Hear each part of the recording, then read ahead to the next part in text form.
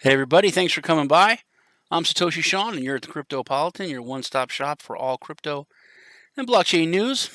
Like I said, thanks for coming by. If it's your first time here, please hit the subscribe button. We get out news videos like every day and at least one weekend report to you. No matter what, please crush that like button, really helps us out. And don't forget to hit that bell for notifications so you get notified whenever we put out a new video. A lot of stuff to go over today.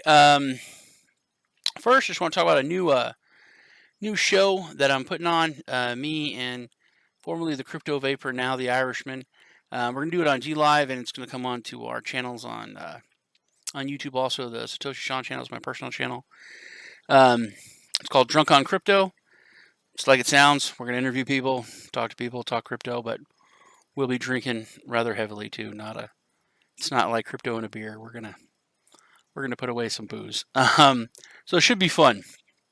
As my cousin said, should be very irresponsible. So we're looking forward to it.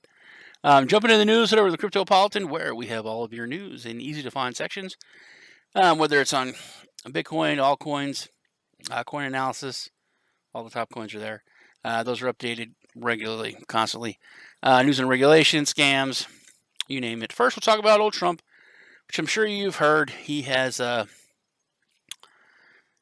towed the establishment line and come out against cryptocurrencies in general, mainly because of Libra. Libra has really forced so much into the light and forced, I think, crypto evolution by at least 5 years. And it's the same old tired stuff. I'm not a fan of Bitcoin or the cryptocurrencies, which just the fact that he used Bitcoin and cryptocurrencies is, he didn't type this, which are not money and whose value is highly volatile and based on thin air. The Federal Reserve got nervous when he was talking about this. Unregulated crypto assets can facilitate unlawful behavior, including the drug trade and other illegal activity, like cash and the US dollar. I think something like 1% of illegal activity is probably Bitcoin's used in. The other 99 is, of course, other traditional assets, mainly the US dollar and fiat money. But not a big surprise. Libra is, like I said, really forced banks, especially banks and governments, to kind of scramble. They're all very nervous. They're scared about it, which is good because it shows people. It really wakes people up and shows people how the currency works. Money in general. How it's not really backed by anything, and how they can just say, "Hey, this is money. This has value," and and now they become one of the biggest banks, now the biggest bank, and one of the biggest countries and currencies in the world, with 2 billion plus users or citizens in their digital country that use their currency. They are bigger than the United States currency, and that scares the crap out of everybody. So brings the awareness, brings crypto into the light, helps push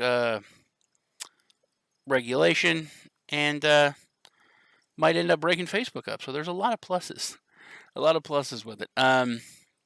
If Facebook got broke up and it scared the crap out of Twitter and YouTube to where they stopped ruling with an iron hand and were more open to everyone, I think that would all be super sunshine, happy face roses. All right, Litecoin.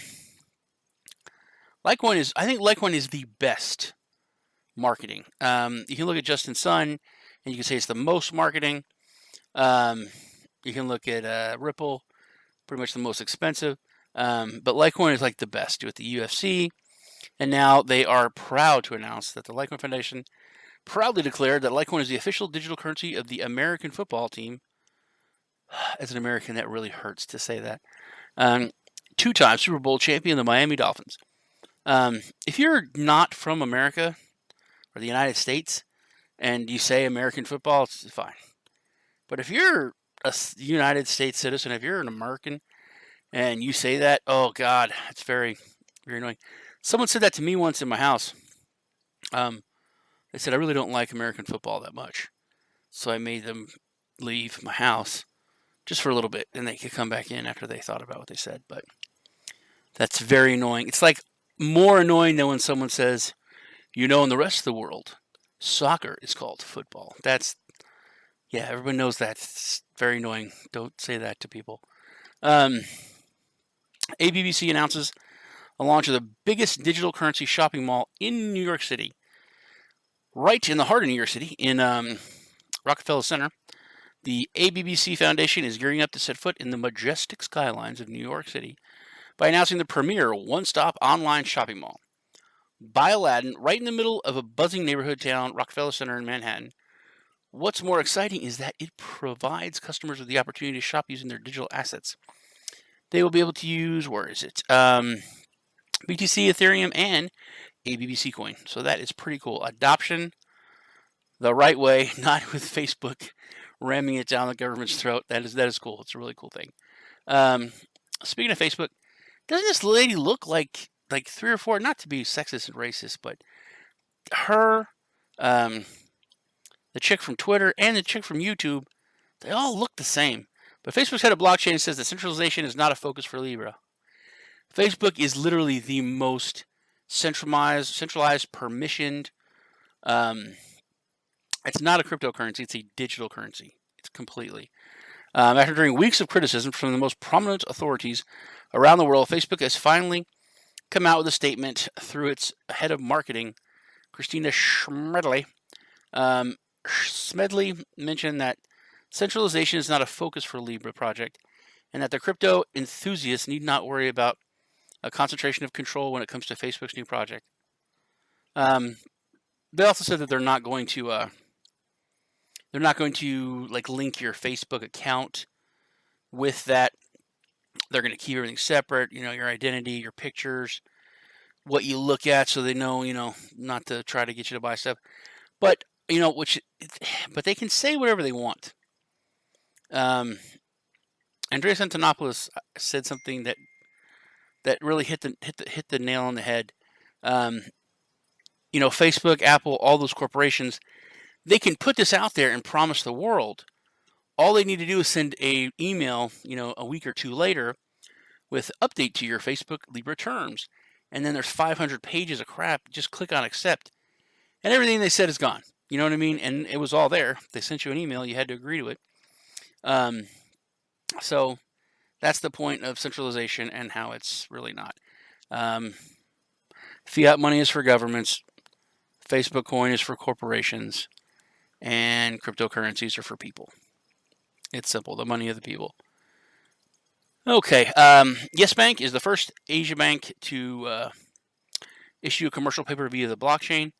One of India's largest banks, the Yes Bank, it's a cool name for a bank, has recently issued Asia's first commercial paper with help of blockchain technology. According to the bank's representatives, the use of blockchain platform was a breath of fresh air, as it simplified protocols which were previously quite hectic for both parties involved. So, bully for blockchain. All right, and douchebag news. The IMF, which I think is just one of the most evil, terrible entities there is. It's, Christine Lagarde. I've done a couple stories on her. She was convicted of crap, and then I looked at a story from 2016 which said she was convicted and she's not going to be fined or have to go to jail, but her job is on shaky ground. That was like 3 years ago almost. So her job was not on that shaky ground as the head of the IMF. And she has since been appointed the head of the European Central Bank, which left an opening as the head of the IMF, which is going to this feller, who is very against cryptocurrency in general. Lagarde was not against cryptocurrency so much as she was, but she was for the technology. This guy's not even for the technology. He is a straight Fiat is God kind of fellow. So that's lovely. Hopefully he will, I don't want to wish him bad, but, hopefully he'll just retire because, why? And lastly, for all my American viewers in the United States, I want to go over Crypto.com. They've been around for a long time, but they have come out with debit cards in the U.S., which is a huge deal. I know if you're in Europe and other places, you have other options, but when it comes to the United States, we have hardly anything when it comes to be able to spend our crypto and use our crypto. They come with these really cool cards. They're metal. If you stake some of their tokens, you can get the Indigo or the Jade card, which I'm getting. You get a ton of benefits. Like big bang benefits. Like you can use it in and get into the airport lounges and several like 1,000 or 400 airports, 1,000 different lounges. You get rebates back on your Netflix, like 3 or 5% cash back on purchases. Spotify, you get like rebate back on that. So a lot of benefits, not just that you can use your crypto on it, and you can also use the platform to save crypto. You can earn percentage back on your crypto assets too, locking it like in some of the lending platforms. Also, you can get actual credit if you deposit a certain amount of BTC or crypto into your account. You can actually get an instant, technically loan on the crypto, so you have a credit line on top of what you put in. So it's pretty cool. Just want to let you all know about that. That is it for today. It was good hanging out with you. Please crush that like button once again. Leave me a comment below. I would love to interact with you. That's it for today. Like I said, you guys take care. I'm Satoshi Sean, and I'll see you all in the next video.